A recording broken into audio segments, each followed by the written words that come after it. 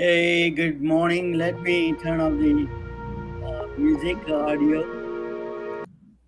Hey, good morning, India. Good afternoon in England and Europe, and good evening in California, and a sleepy time in East Coast. Welcome you all. This is MedBix webcast, healthcare media channel. My name is Ramana Anamraju, host of this webcast. We have a very special program today. We have a special guest. Uh, she's going to join in a few minutes. Following her interview, then I'm going to talk uh, about a famous scientist and a mathematician.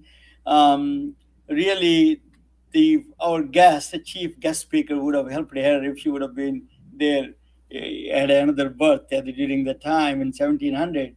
So she died with a pulmonary embolism because of the late pregnancy. So this doctor would have saved her. But there is a guest host joining me from Chicago, Jasmine Jackson. I met her teacher. I know her teacher, professor. Uh, that she one day she wrote a column, and I was so impressed. And she was writing passionately about women's issues and all those things. I thought a guy asking questions, then a woman with going through the same pain, she would have been a good one to ask questions. But anyway, I'm going to introduce Dr. Sophia Yen. She is graduated from MIT.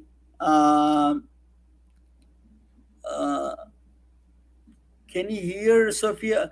Yes. Sophia, can you hear me? Yes, I can. Okay. So that problem with the um, um, she has some problem. I think uh, Jasmine, you got to figure it out. You have to increase the speaker volume. Um, but anyway, I hope I asked. But let me continue. Jasmine Jackson is from Chicago. She is my friend's as a professor there, and she's a student there. She was writing a lot of passionate issues about that, and then.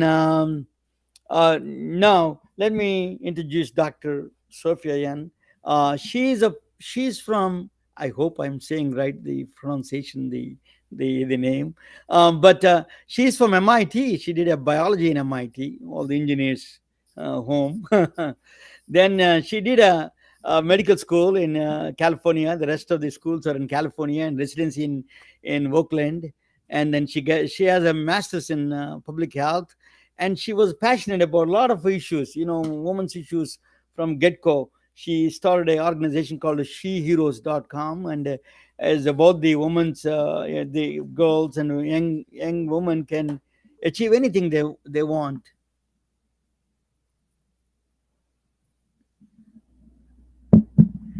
Oh my god. We can Yes, hear you, Sophia, Ramana. you can We hear me, right? Yeah, yeah, it's Jasmine. Jasmine's having issues.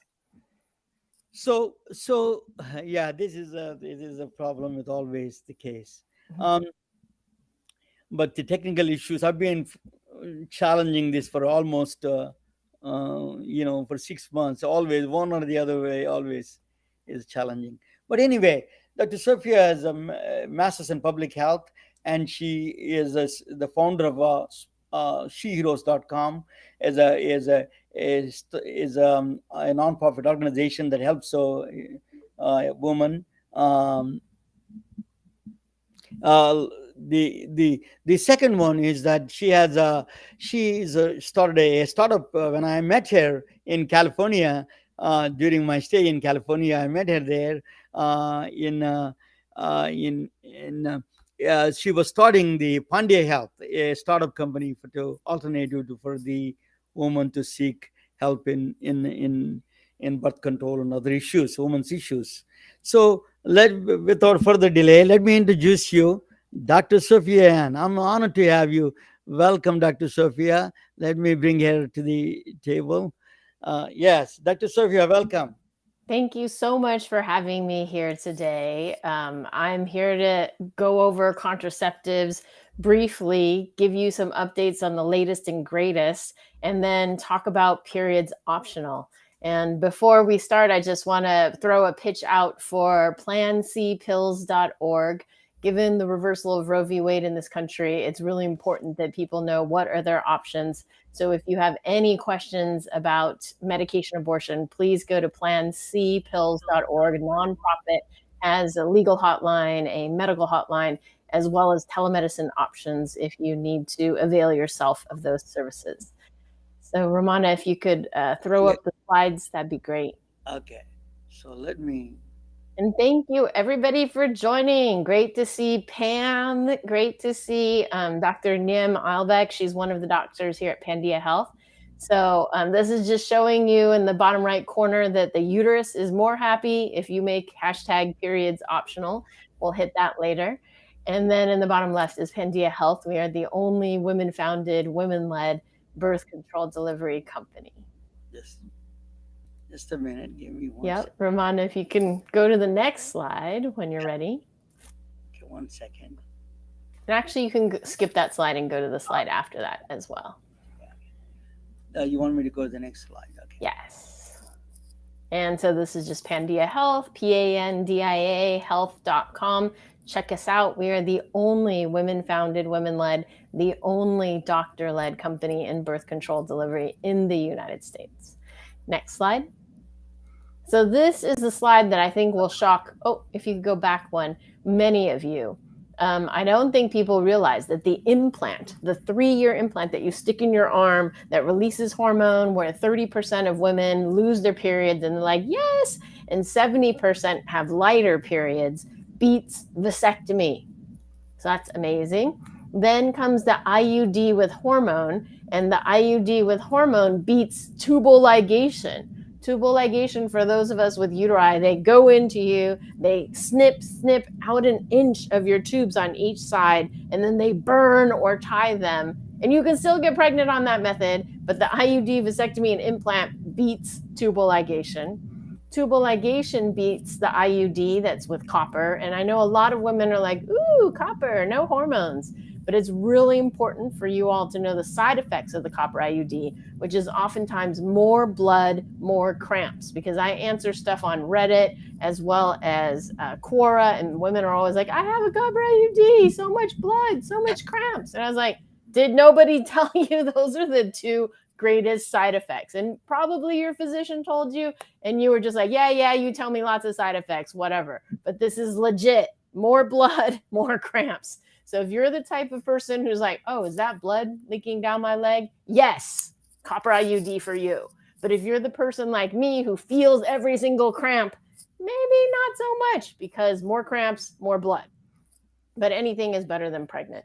Then comes the shot. Unfortunately, for the skinnier women, it's not good for your bones. For the heavier women, it gives you the munchies. But again, being pregnant, the growing embryo eats all of your calcium, and you certainly will gain weight when you're pregnant. So better the shot than pregnant if that's a method that's best for you to prevent unplanned pregnancy. Then comes the ring. And I think what a lot of people don't know is there is a 1-year ring. And although it says put it up for 3 weeks, take it out for 1, that's just like a lot of hassle. You can just personally put the ring into your vagina. It doesn't matter how it goes, what orientation, it delivers the medication. It just sits there for a year. You don't have to have a period or an artificial withdrawal bleed at all. So that's Anovera, but we don't recommend it unless you're 30 years of age or older, because it doesn't have enough estrogen. And during age 15 to 30 to 35, you're building on your bones, and that's all you get for the rest of your life. And if you don't have enough estrogen, then you're not building up those bones. So at Pandia Health, expert care by expert doctors, we do not recommend Anovera until you're 30 years old. But if you're 30 and above, great option. There's the Nuva ring, and that's just one that you could change monthly, and you could either leave it in for 3 weeks, take it out for 1 week, have a withdrawal bleed, or as I mentioned before, that withdrawal bleed is totally arbitrary, so you could just leave it in, and the Nuva ring actually has 35 days worth of medication in every ring. There's no month that's greater than 35 days, so you could just change it once a month. And then comes the patch. You have to change it every single week. 52 times you could mess up. The pill, 365 times you could mess up. But know that there are 40 different pills, and at the very least 8 different progesterones. So if you don't like one progesterone, make sure you know the name of it and ideally the dose, and then tell your doctor, I don't like this one. And there are 7 other progesterones that you can try. And then comes condoms with spermicide, withdrawal, fertility awareness methods, and abstinence is all or nothing. If you can pull it off, 100%. If you can't pull it off, then you're pregnant. And they've shown people that take abstinence pledges are actually more likely to get sexually transmitted infections because they don't have condoms when they do initiate sex, and it only delays initiation of sex by a couple of months. Next slide. So new methods. There is a new patch. A lot of physicians were anti-patch because the original patch, the Ortho Evra and Xulane, it's generic, we see as equivalent to a 50 microgram pill. And if it's too much estrogen, then you risk blood clots. Too little estrogen, bad for your bones. But 50 micrograms of estrogen is a lot of estrogen. So we generally do not recommend the Xulane or Ortho Evra patch unless you have another drug that's causing your liver to rev up and eat all the estrogen. Otherwise, you risk blood clots. So they specifically developed this new patch, levonorgestrel, ethinyl estradiol. The key is it has 30 micrograms of estrogen in it. And as we'll show in the next slide, it has much less estrogen to worry about. However, it's not for people who have a body mass index of 30 or greater because it has reduced effectiveness as well as a higher blood clot risk. But it's called Twerla, and if your BMI is less than 30, then it's fine. It is pricey because it's new, it's brand name. However, if you're in the United States and under the Affordable Care Act, if you have insurance and your employer is not religious like Hobby Lobby or a Jesuit college, then it should be available for free. No copay, no deductible, as long as your doctor writes for it. Any FDA-approved method of birth control, if you have insurance under the Affordable Care Act, is free, no copay, no deductible. Next slide. So this is just showing you the graph because, as a geek, I like to share graphs. If you look at that big area under the curve, that's the original patch, Xulane, Ortho Evra. So there's a lot of exposure to estrogen and therefore a greater risk of clot. If you see the peak and down, peak and down, peak and down, that's what happens with your standard 35 microgram estrogen patch. So although the peak is up there, the overall area under the curve, which is what you're exposed to estrogen and your risk of clot, is low. And then the second lower curve is the new patch that was designed to be the same as a pill. And you can see the area is roughly the same. So the risk of the new patch, Twerla, is the same as the risk of birth control pill. That's about 35 micrograms or maybe even less. Next slide. So I mentioned the 1-year vaginal ring. When I first heard about it, I was really excited. I was like, we don't need IUDs, or those people who don't know how to do IUDs, we can give everybody the vaginal ring. But they're like, we have very low hormone. And I was like, wait, what'd you say? And they said 13 micrograms. And I was like, you mean 30, right? Because we need 30 for people that are under age 30. And they're like, no, it's 13 micrograms. And I was like, oh, no. So if you're 30 and above, awesome option. And there are, we have those of us with uteri have to still prevent unplanned pregnancy from age 30 to 50 and somewhere pop in children before, somewhere around there. So it's totally fine. It is very expensive because it's covering a year's supply, $2,500 a year. But again, under the Affordable Care Act, it should be no copay, no deductible in the United States. Next slide.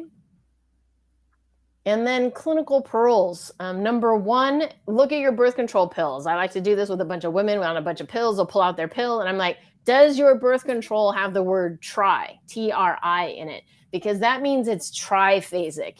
And they used to make it triphasic because they were trying to mimic the natural cycle, but it's so super physiologic that it's just a farce and it's really not necessary. So those of us in academia always go with the monophasic. And if you're on a triphasic, then your doctor doesn't know about this. So this is something you need to educate yourself, or you as a healthcare practitioner should know about. As I mentioned before, Stanford Pediatric Adolescent Gynecology, Stanford Adolescent Medicine, Stanford Pediatric Endocrinology does not recommend less than 30 micrograms of estrogen in your birth control pill until you're 30 years old. Once you're 30, you can do whatever you want because your bone is what it is. But under 30, no less than 30 micrograms.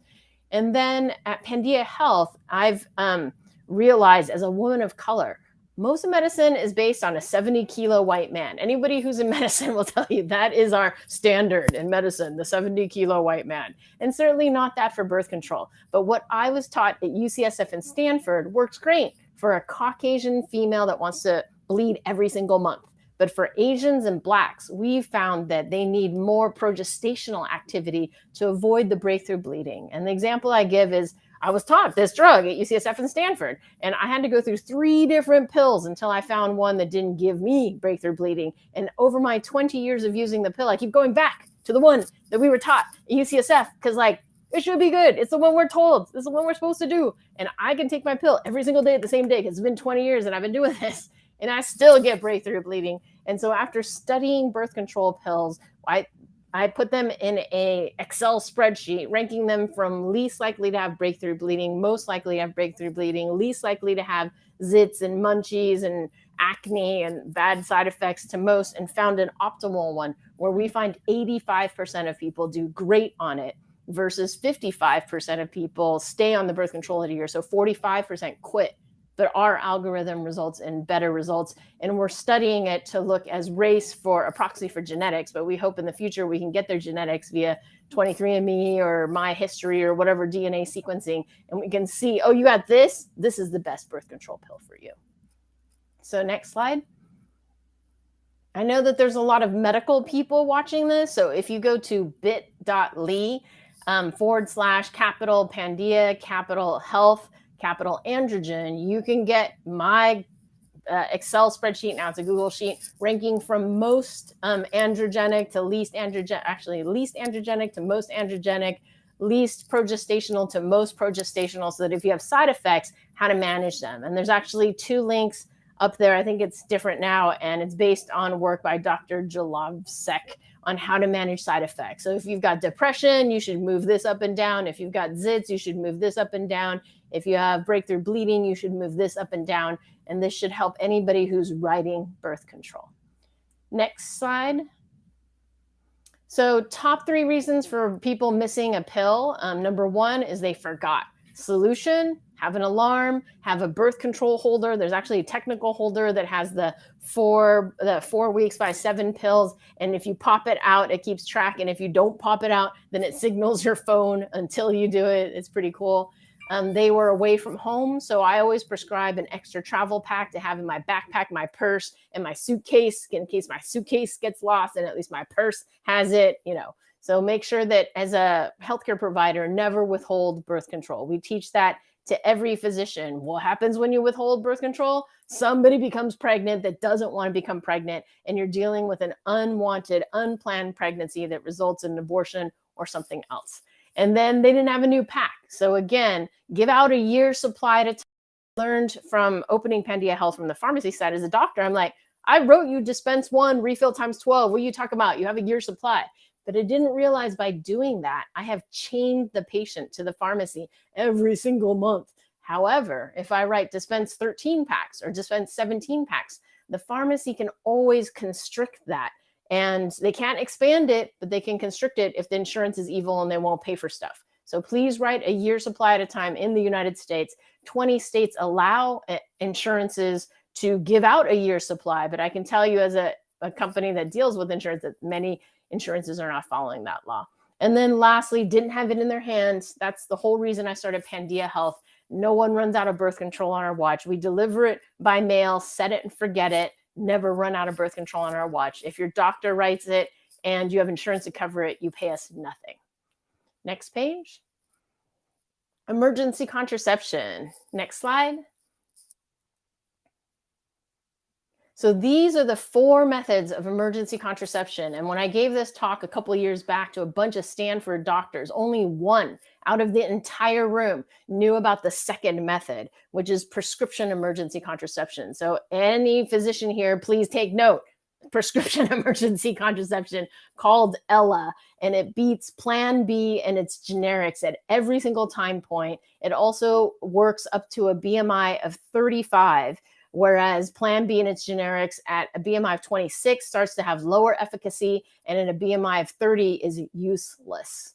So as a physician, you should know the stuff that you can prescribe. And then on the far left, for everybody to educate themselves, the number one most effective emergency contraception is the copper IUD. It's 99.99999% effective in preventing an unplanned pregnancy within 5 days of a contraceptive accident, sexual assault, condom popping, forgetting to take your pills 3 days in a row. Though it does require procedure, and as I mentioned, there's side effects to the copper IUD, they recently tested the levonorgestrel IUD, which you see below there, and it had a failure rate of, I think, 1 out of like 317, whereas the copper IUD had 0 pregnancies out of like a similar number. But it has fewer side effects, and who better to put in a long-acting reversible contraceptive than somebody who just had an oopsie, because they might have another oopsie. So then comes Ella.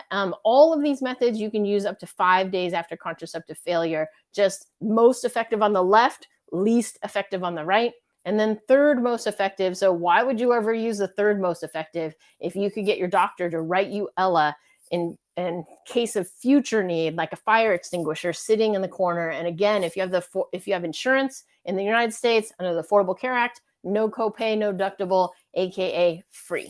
And then lastly, you can take a bunch of birth control pills now, a bunch of birth control in 12 hours. Google it. You have to have a very specific type of pill, and it has to be a specific type of dose. But if you got nothing else, better that than pregnant. Next slide. Just again, Plan B and generics don't work if your BMI is 26 or greater. So anybody with a uterus right now, please go look up BMI calculator, throw down your height, your weight, make sure your BMI is not 26 or greater, though 2/3 of the United States fits in that category. And if that's the case, you need Ella or an IUD. And if your BMI is greater than 35, your only option is one of the 2 IUDs. Next slide. So is menstruation obsolete? This is my passion as a person with a uterus, that you can make your periods hashtag optional. And Dr. Coutinho actually came up with this idea in 1999 with Dr. Shelley Segal, who was the inventor of Norplant, which was the 5 rod that used to go into your arm. Next slide.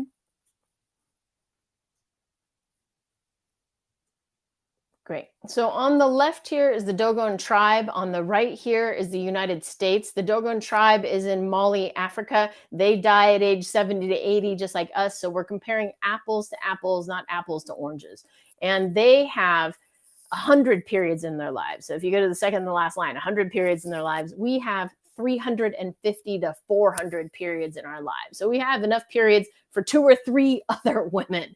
And the reason why is they start their periods later, 16. We start our periods at 12 in the United States. Basically, 100 pounds or 22% body fat is when you hit menarche, and we hit that sooner in the United States. They have 7 periods a year. Again, nutrition, we have 13 periods a year. But more importantly, they have 8 or 9 children in their lives. We only have 2.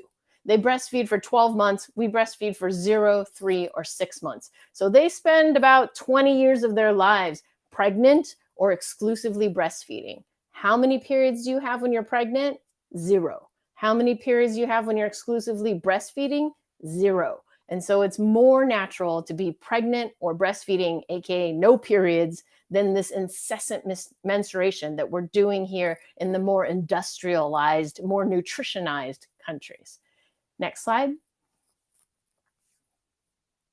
So these are medical conditions that are better without bleeding every single month. And basically, every medical condition is better with a stable hormone than up and down, or with the birth control pill patch ring, 3 weeks up, 1 week down, 3 weeks up, 1 week down. Your body likes a stable hormone, particularly seizure disorders, diabetes, but also asthma, arthritis, depression, acne. If you have menstrual headaches and you only get them around your period, if we eliminate your period, no more headache. Next slide. And then the number one cause of missed school and work in the United States, but also other countries, is bad, evil periods under the age of 25. And I've seen, whenever I give a talk, even to a group of women CEOs, 10% will come up to me afterwards and be like, oh, my periods are so horrible. I don't know what to do. And I'm like, Do you not have health insurance? You are the CEO, but startups, we don't necessarily have health insurance, but a lot of us have health insurance. There are significant others. So if you are missing school and work, please see a doctor. And I know people like, it runs in my family. My mom has it, my aunt has it, grandma has it. Just because it runs in your family doesn't mean it has to be. And the example I give is my family is blind as a bat, but we all use contact lenses and glasses. We don't go around blind bumping into things, we take advantage of science and medicine. Same thing can apply to allergies. If I don't take my allergy meds, I go around going, I take my medicine so I can breathe and so I can function. If you're missing any amount of school or work, please see a doctor. And then academic competitiveness. I have to pitch from Asian tiger mom, Silicon Valley. I have 2 daughters. Who's going to do better on the SAT? My daughters, who have a 0% chance of random blood hitting them on the day of SATs or finals, or your daughter, who my daughters who won't have any chance of that, versus your daughters who have a 1 in 4 chance of bleeding on their finals or other things like that. Next slide. So it's really hard because we as physicians in healthcare are always like, you must bleed every single month. And yes, if you are 2 years after your first period in a first world country, we gave you enough nutrition, you should bleed every single month. However, once we know that that system's all good and it's working, then we have the technology to make hashtag periods optional. And actually, every time you build up that lining, you risk endometrial cancer. Every time you pop out an egg, we don't know if it's the popping or the healing, you risk ovarian cancer. The only way to decrease your risk of ovarian cancer is by going on the pill, the patch, the ring to turn off that egg popping every single month. If you do that for 5 years, it decreases your risk by 50%. And the only other way to decrease your risk of ovarian cancer is take out your ovaries. So every time you do this, every time you pop this, you risk endometrial ovarian cancer. And we're doing it 350 to 400 times when what is natural would be 100 times. Next slide. So let's make periods optional. If you want a rehash of that last part, it's my TEDx talk. So if you go to pandiahealth.com/periods optional, at the bottom is my TEDx talk. So I will open it up to questions from Jasmine, but I do see one question here. What does birth control usage look like to you in individuals with PCOS? I have friends with PCOS who are afraid of using BC pills because of the hormones and their mental health in the past. So for polycystic ovarian syndrome, the treatment is generally the birth control pill, patch, or ring. But you can also do just a progesterone only option if they notice that when they go on the pill, it affects their mental health. Each person is different, so each person has to try it. And each person has to figure out, is it the estrogen affecting their mental health or is it the progesterone? And oftentimes it's the progesterone. If it's a progesterone, as I mentioned, there's 8 different progesterones. So which one did you not like? And did you try the other 7? But if you just don't want to go there, you can get an IUD, which continuously gives you progesterone. It may not block the cysts that may form because sometimes there is ovulation with an IUD or an implant or a shot. The shot is probably the best one at blocking that, but I already told you about the side effects. It's, deciding that with your primary care provider.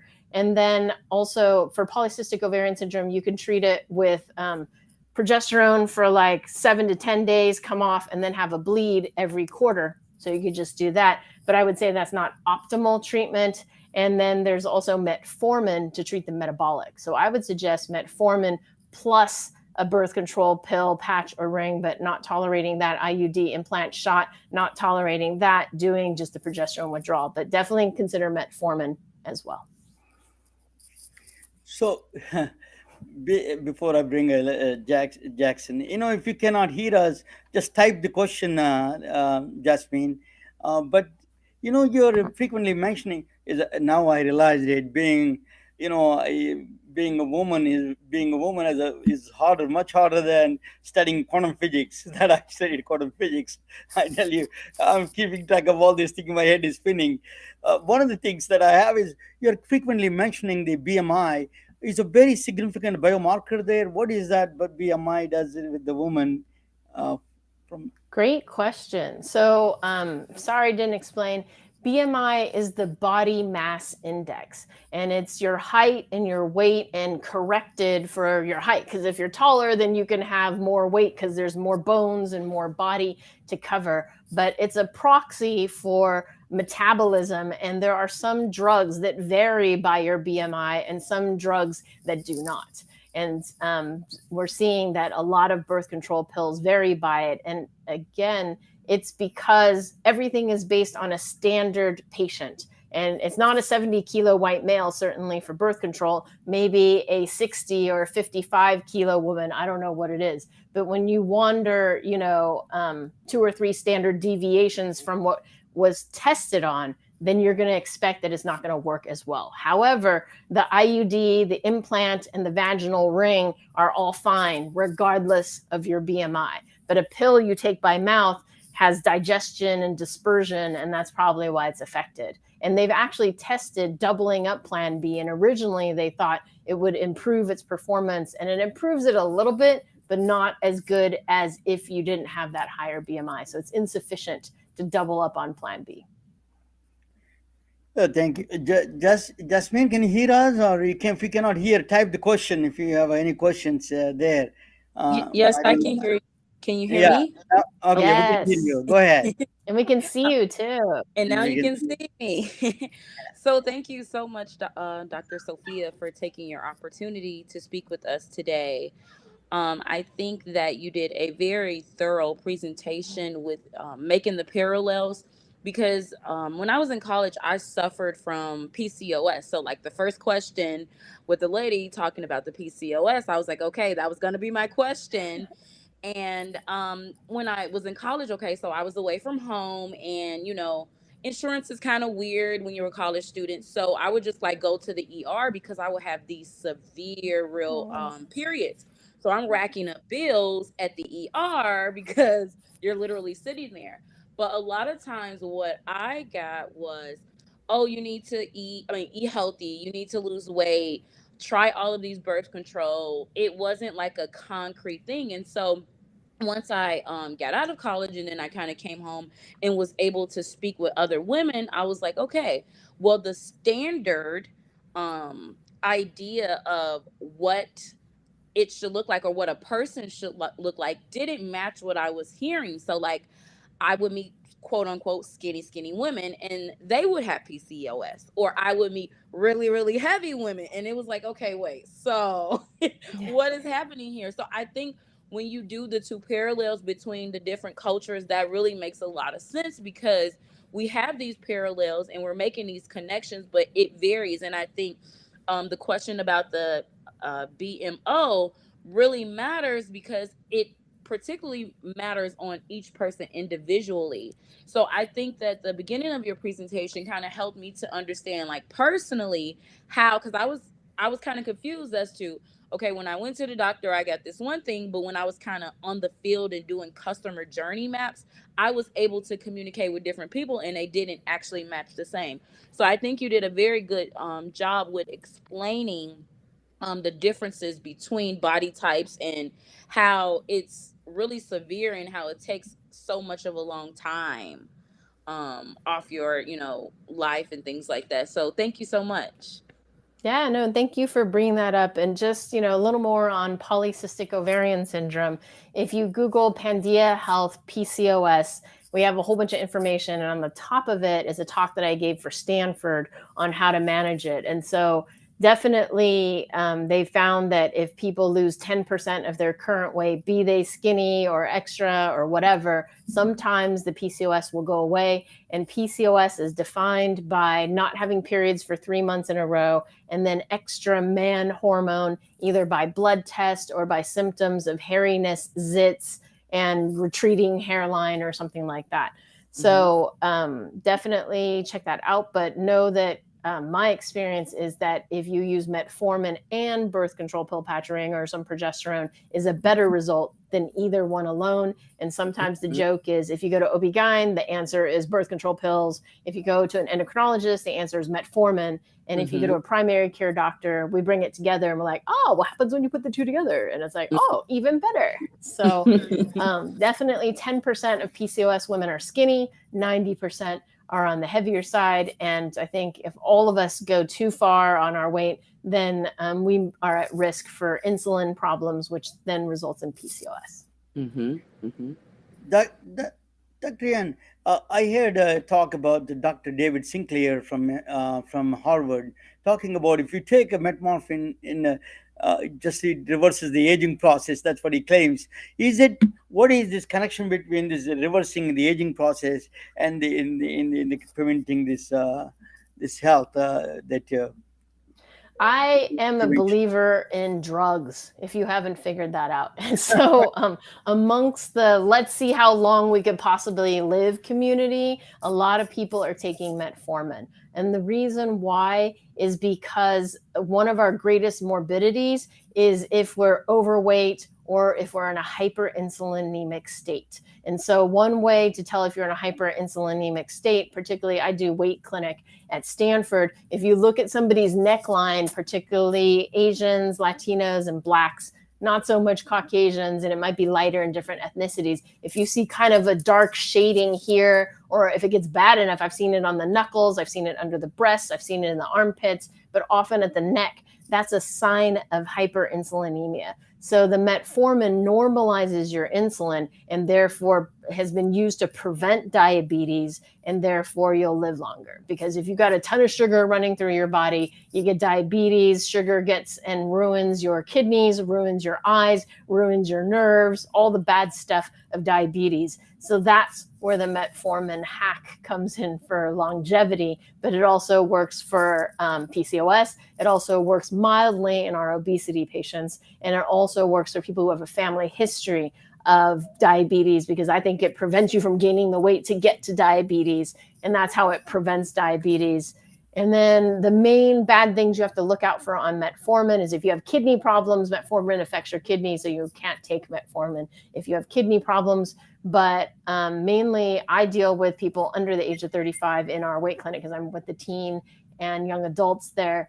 And so the main risk is an adult alcoholic. So if you're not an adult and an alcoholic, not so much a concern. It does have some GI side effects, but if you're trying to lose weight, a little fartiness or diarrhea or nausea isn't a bad thing if it's tolerable for you.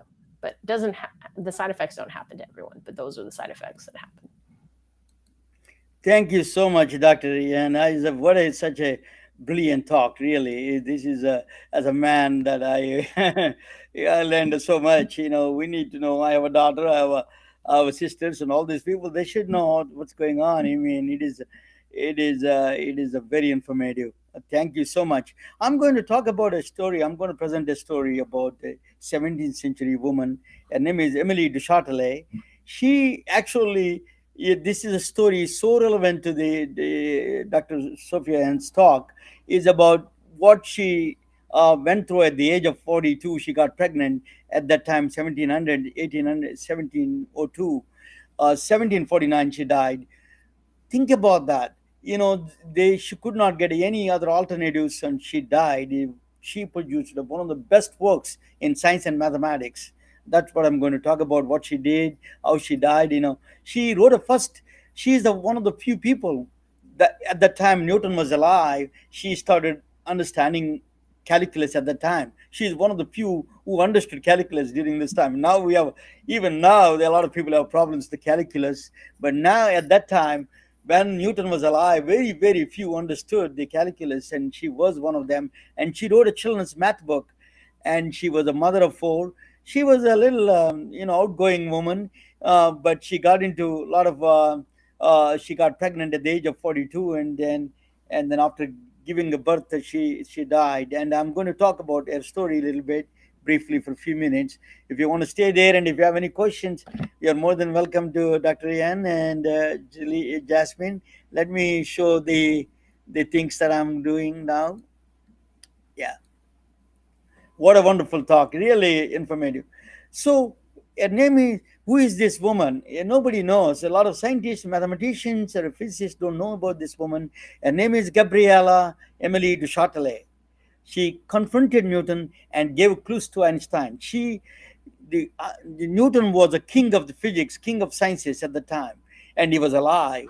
and she confronted he was wrong. She said that something he did something wrong in physics, and then she gave the clues to Albert Einstein. What a woman she was! In she was so she was Emily de Châtelet. She is a beauty and brains, a genius of enlightenment. She was uh, I have a T-shirts. I made it, for every chapter that I do, I make a T-shirts and coffee cups and pillow covers. And you can. I'm going to send one complimentary to Dr. Yan. Anyway, this is the T-shirt and a coffee cup, whichever she selects. I'll send it. But let me.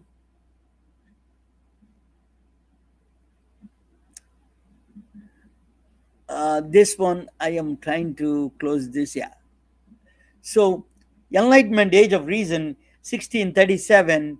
This is to 1850, reason of over superstition. There's a lot of superstitions during this time. This is a period called Enlightenment period, Age of Reason. Reason over superstition, tolerance over hate, scientific endeavor over beliefs.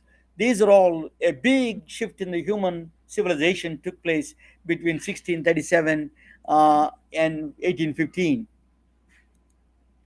So then Gabriella is 70. She was born in 1702 and she died at 1749 at the age of very 47 of 47 she died. So she was the Enlightenment period. Johannes Kepler and Rene Descartes, and but Johannes Kepler did the planetary motions, the laws of the planetary motions, and the Rene Descartes did a he combined the algebra. You can represent the shapes, geometrical shapes with the algebraic equations. Baruch Spinoza is one of the universal. He was kind of a proponent of the universal spirituality, and he's a great. He was the is a he was Albert Einstein's favorite philosopher. In fact, Baruch Spinoza, and then Immanuel Kant is a modern day CXO, user experience guy. Everything you need to experience, that is in terms of philosophy. That is only empirical, and experience is more precedence over even empirical formulas. He says. So I would call him as the first user experience father of the user experiences, CXO. Then Isaac Newton is a legendary, and he put the laws of the Newtonian laws, the rackets going up or down, or the cars moving today because of Isaac Newton. And the Leibniz is a contemporary of Newton, and he did a lot of calculus, and he was one of those people had a long rivalry with the Newton. And Benjamin Franklin is a polymath of the United States. He invented the bifocals and the other. He was a constitutional. He drafted the first constitution. Adam Smith is a free enterprise. He promoted the free. And this is the time of the Enlightenment period. She was born only in the sea of men. There's the only woman. She was the woman who wants to learn math and science, Emily du Châtelet. So she was born into a wealthy family, rich family, and then she has a love for math and science. She got tutored. She cannot even attend the math and science schools, so she has to take a home class, home study. She did, and her father was teaching her math and science, and she created a lot of love for math and science. So what she did was she did she did she is from aristocratic family. So she built a city outside of Paris. She built a huge place, and she built a library with comparable to the Paris library compared to the French library, with all the books and everything. She imported the equipment from England, and she wanted to test the laws of Newton. Uh, One of the things, she had a suspicion that laws of Newton may be wrong certain area. So one of the laws in the beginning days, there's the infancy stage of the energy and motion. That was the thing. So she built this big beautiful place. Think about 1700s. That's doing this. So what is the problem is this is a kinetic problem is the energy of a moving bodies, that is a very infancy stage. The equations are Newton's first proposal was the energy of a moving body, the energy it produces while it's moving, it stopped at some place. It is a the is proportional to the speed. Its speed is velocity. That's what he thought in the beginning days, is a vis a viva, they call living force. And that's what it's proportional to v, velocity, speed. The energy that moving body produces is proportional to the directly proportional to the velocity of speed. But in fact, that is a problem. you know in fact, if you have a crash, people, if you have a this is what she found is that from the Leibniz, what the Chatelet found out, it is squared, not the is proportional to velocity, is proportional to squared velocity. It's a car going with a 20 kilometers per hour. If you hit somebody, that energy produces not directly proportional to 20. It is actually 20 squared, 400 times impact, that is. So the squared concept, she introduced the concept of squared, very fundamental, very important concept in physics. She introduced this on Emily de Chatelet. And that square, that is a impact energy that produces is also always squared. That's the reason. If you see why atom bomb is so, Albert Einstein took that clue from her. Now, finally, there was a strong justification for considering mv square as a fruitful definition of energy there. Mc square, 20 kilometers per hour, is the way it produces. But this velocity speed of light is 186,000 miles per hour per second. To think about that, the amount of the energy it produces. So if the asteroid hits the Earth with a speed, you see the destruction. You just half a mile radius asteroid can destroy the entire Earth with that speed. The kinetic energy translated into squared speed. Squared speed. The atomic bomb, for example, is E is equal to mc square. C is a 186,000 miles per second. Think about that. The energy it produces is a way above because of the speed squared. That is the power of the atom bomb. So the Emily de Chatelet, she is stood between the two giants of science, Newton and Albert Einstein, and she confronted Newton, and then she gave the clues to the Albert Einstein's equation. She is really a woman. She is a mother. She's a scientist. She's a philosopher. She was writing the final chapters in the. She translated Principia Mathematica from Newton to all the way to the French. That's what she did. And, so she actually wrote a small the children's mathematics book. She didn't like the books that is written for children. She wrote a book for children, math book. So she had 4 children, but unfortunately she got pregnant. She was a little promiscuous, and that's one of the problem at that time in France. You can stay with the two, a husband and a lover. She is living with the same. The Manazatoire came from there, and she was living with the husband and a lover. That was a But she had an affair with somebody else, and she got pregnant. But she was writing until the last day of her life. She was writing this, translating the Newton Principia translation to French. That is still a standard textbook even today. The relationship between the distance and the time and the speed. So they said that a forgotten woman of science, because of the religious people, there were Talibans at the time, during those times, different kind of Talibans. A great man whose only fault was being a woman. That's what they said about her. And they could not accept her as, as she was almost eliminated from the history books. Woman who contributed so much in math and science. If she would have lived a little longer, she would have produced amazing work. And at that time, we didn't have a passionate voice like Sophia Yen, and she didn't have the contraception ideas, and she didn't get the contraceptives at the time. So unfortunately, she died at the age of so on September 3rd, 1749, she gave a birth. After immediate birth, after 1 week, she died. She wrote the last pages of the Principia, Newton's book, and that is unwavering passion for science and medicine. Science for her is a really inspiration to all women. Irres- Given the situations in the 1700s, is that she was used to dress as a man to get into the scientific institutions. So a woman now inspiration, people like Sophia Yen and everybody are inspirations to women, and we need people like them more and more. Thank you for listening, and I appreciate it. And thank you all. And if uh, if uh, if you're there and anything, if you have comments, please be sure. And I think that is a good. Thank you, Dr. Sophia Yan. It's a wonderful talk. Really, we want you to come back. Thank you, Jasmine. You did you told your problems and explained to the entire audience. Thank you all. Good Thank night. you. Have a good Thank you, Ramana. Thank you, Jasmine.